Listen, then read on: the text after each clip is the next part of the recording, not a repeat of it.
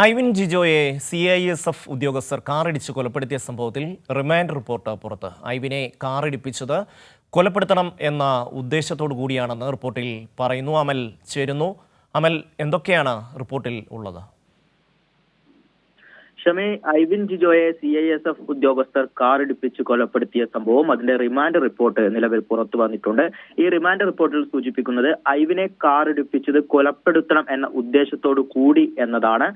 തർക്കത്തിനിടയിൽ, അതായത് ഇവർ കാർ ചേസിംഗിന്റെ സമയത്ത് ഇവർ ഒരു തർക്കത്തിൽ ഏർപ്പെടുന്നു. ആ സമയം കാറെടുത്തു പോകാൻ ശ്രമിച്ചപ്പോൾ ഈ പോലീസ് വന്നിട്ട് പോയാൽ മതി എന്ന് ഐവിൻ പറഞ്ഞു. തുടർന്നാണ് CISF ഉദ്യോഗസ്ഥർക്ക് അത് പ്രകോപനം ഉണ്ടാക്കുകയും ഇതിനു മുന്നിൽ, അതായത് ഇവരുടെ കാറ് തടയാൻ വേണ്ടി ശ്രമിച്ച ഐവിനെ ഇടിച്ച് തെറിപ്പിച്ച് മുന്നോട്ട് പോകാൻ ശ്രമിക്കുകയായിരുന്നു. ഈ സമയം ബോണറ്റിൽ വീണ ഈ ഐവിനെയും വലിച്ചുകൊണ്ട് റോഡിൽ ഏറെ ദൂരം മുന്നോട്ട് പോവുകയും ചെയ്തു. പിന്നീട് ഈ ഐവിൻ താഴേക്ക്, അതായത് കാറിന് അടിവശത്തേക്ക് വീഴുകയും ഏകദേശം 37 മീറ്റർ ഇത്തരത്തിൽ കാറിനടിയിൽപ്പെട്ട ഐവിനെയും കൊണ്ട് കാറ് മുന്നോട്ട് പോയി എന്നും ഈ ഒരു റിമാൻഡ് റിപ്പോർട്ടിൽ സൂചിപ്പിക്കുന്നുണ്ട്. നിലവിൽ ഇപ്പോൾ ഈ CISF ഉദ്യോഗസ്ഥരെ റിമാൻഡ് ചെയ്തിരിക്കുകയാണ്. 14 ദിവസത്തേക്കാണ് റിമാൻഡ് ചെയ്തിരിക്കുന്നത്. നാളെ കസ്റ്റഡി അപേക്ഷ നൽകും എന്നാണ് നിലവിൽ അന്വേഷണ ഉദ്യോഗസ്ഥർ പറയുന്നത്. അങ്ങനെ കസ്റ്റഡിയിൽ വിട്ടു ലഭിക്കുകയാണെങ്കിൽ കൂടുതൽ ചോദ്യം ചെയ്യൽ നടക്കും. ഒപ്പം തന്നെ കൂടുതൽ തെളിവെടുപ്പ് അടക്കം നടക്കും എന്നാണ് നിലവിൽ മനസ്സിലാക്കുന്നത്. എന്ത് തന്നെയായാലും ഈ ഒരു റിമാൻഡ് റിപ്പോർട്ടിൽ നിലവിൽ സൂചിപ്പിച്ചിരിക്കുന്നത്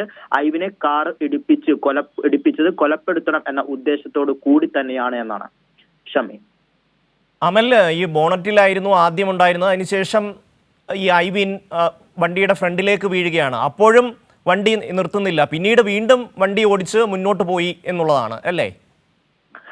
തീർച്ചയായും ഇവർ തമ്മിൽ ആ ഒരു തർക്കം ഉണ്ടായ ആ ഒരു സാഹചര്യത്തിൽ ഇവർ കാറെടുത്ത്, അതായത് CISF ഉദ്യോഗസ്ഥർ കാറെടുത്ത് മുന്നോട്ട് പോകാൻ ശ്രമിക്കുകയായിരുന്നു. അപ്പോൾ ഐവിൻ ആ കാർ തടയാൻ വേണ്ടി ശ്രമിച്ചു. എന്നാൽ കാർ അവിടെ നിർത്താതെ ഐവിനെയും കൊണ്ട്, അതായത് ഐവിൻ ആ ഒരു സമയം കാർ ഇടിച്ചതിനെ തുടർന്ന് കാറിന്റെ ബോണറ്റിൽ വീണിരുന്നു. ആ കാർ മുന്നോട്ട് ആ സമയം പോകുന്നു. പിന്നീട് ഐവിൻ കാറിന്റെ ബോണറ്റിൽ നിന്നും താഴേക്ക് തെറിച്ചു വീഴുന്നു. അപ്പോഴും ആ കാർ അവിടെ നിർത്താതെ കാറിന്റെ അടിവശത്ത് കുടുങ്ങിക്കിടന്ന ഐവിനെയും കൊണ്ട് ഏകദേശം 37 മീറ്റർ ഇത്തരത്തിൽ വലിച്ചിഴച്ച് ഐവിനെയും കൊണ്ട് കാറ് മുന്നോട്ട് പോയി എന്നാണ് ഈ റിമാൻഡ് റിപ്പോർട്ടിൽ സൂചിപ്പിച്ചിരിക്കുന്നത്. ആ സമയത്തുണ്ടായിരുന്ന പരിക്കാണ് ഇത്തരത്തിൽ മരണത്തിലേക്ക് കൊണ്ടെത്തിച്ചത്. പ്രധാനമായും ഇത്തരത്തിൽ കാറിന്റെ അടിയിൽപ്പെട്ട ഐവിന്റെ മുഖത്തും തലയ്ക്കും സാരമായ രീതിയിൽ പരിക്കു പറ്റിയിട്ടുണ്ട് എന്നാണ് മനസ്സിലാക്കുന്നത്. അത്തരത്തിൽ തലയ്ക്കു പറ്റിയ ആ ഒരു മുറിവ് തന്നെയാണ് ഇത്തരത്തിൽ മരണത്തിലേക്ക് കൊണ്ടുപോയത് എന്നാണ് മനസ്സിലാക്കുന്നത്. ഈ ഒരു, അതായത് ഏകദേശം 37 മീറ്റർ വലിച്ചിഴച്ചാണ്